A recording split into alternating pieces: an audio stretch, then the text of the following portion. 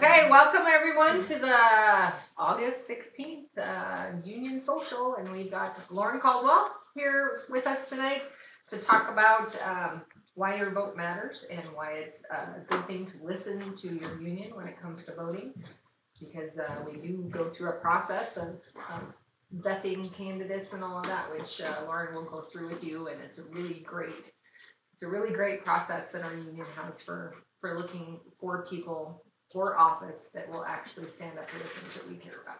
So, Lauren Caldwell. No, that's good. All right, so I think I've met most of you in this room, and a number of you have helped out with our processes or ballot initiatives that we're working on, so please feel free to chime in at any time. I'm going to just kind of go a little bit A to Z through our process. How much time do you want me to? Whatever. Great. So we'll be here a few hours, settle in. Half hour to an hour. I'll just go through things, but I would love for you to just stop me at any point, ask more questions about our process and or specific candidates, what's happening with them, anything that you want to ask. So a little bit of lay of the land. I think you all know that our, that we're really focused on the 2018 November election. General election, we've made it through the primary, saw a pretty good turnout on both sides in the primary compared to other primary years, but hard to tell yet. A lot of people are talking about blue waves and things like that. That's much harder to tell in Montana because we have a really high voting population in Montana. We voted a higher rate than a lot of states already. And so we don't have this huge population of undervoting individuals, meaning other states have huge populations of Hispanics or huge populations of African Americans, huge populations of people that tend to undervote, aren't voting at the same level as the general populace.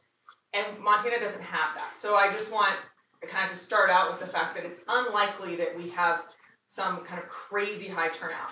That being said, as you all know, it only takes like a couple thousand additional people voting in Montana to change elections. So that's kind of the lay of the land. We'll have the U.S. Senate race up, the U.S. House race, 2 seats on the Montana Supreme Court, which are unopposed. I'll go through those.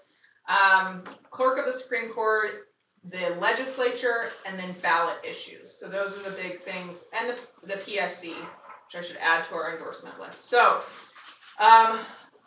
before I start down that list in specifics, I just wanted to talk a little bit about our coordination between MEAMFT and MPEA. So this has been going on since before the election year and even before the merger was decided. We signed an MOU with MPEA last year to do a joint endorsement process for legislative candidates so that we didn't have 2 organizations with similar missions interviewing candidates separately. Hello.